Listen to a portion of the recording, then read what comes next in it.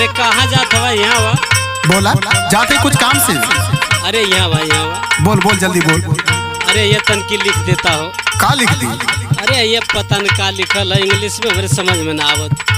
करे भौजी, हाँ जब तोरे लिखे ना आवत तो लड़कबन के का पढ़ावे जाली रे? अरे पढ़ावे जाइल न तो आई लिख दा न। अरे बाप रे बाप, सुन हमार बात सुन। सुनावा।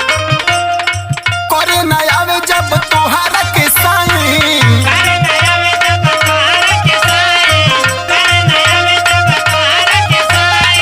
कैसे हो गइलू भौजी बोला मास्टर राइन।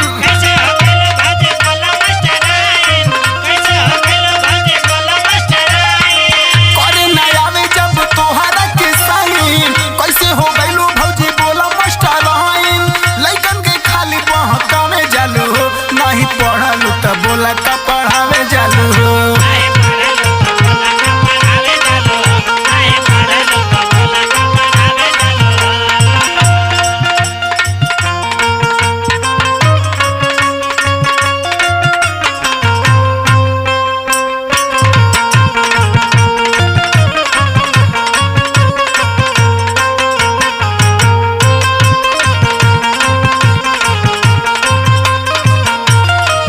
आए देवर बबुआ, बोला।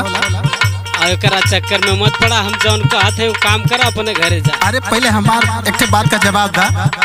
अच्छा पूछा। सुना। सुनावा। कैसे के भौजी मिलल तोहे नौकरी, लागे नैहर में चरवलू तू बकरी।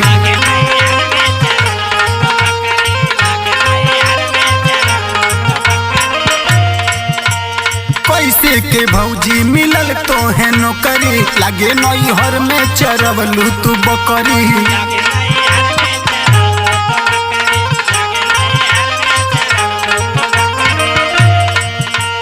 घूस दे के खुश कैलू कौना सरकार के, रख देलू लइकन के मनवा बिगाड़ के।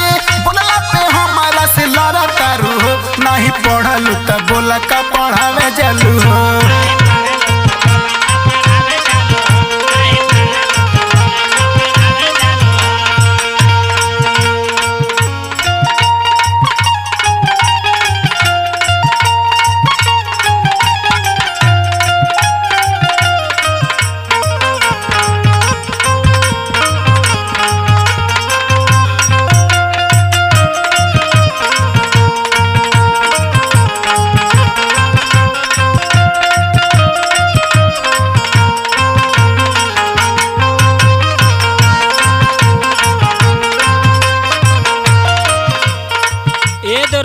बोला। हमारा लगा था कि तोहरो ना आवता और झूठाई के बहाना बताओ तारा।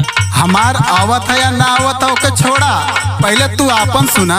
सुनावा।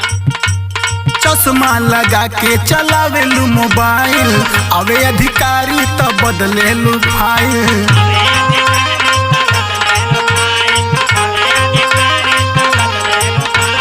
चश्मा लगा के चलावेलू मोबाइल, अवे अधिकारी तो बदलेलू फाइल।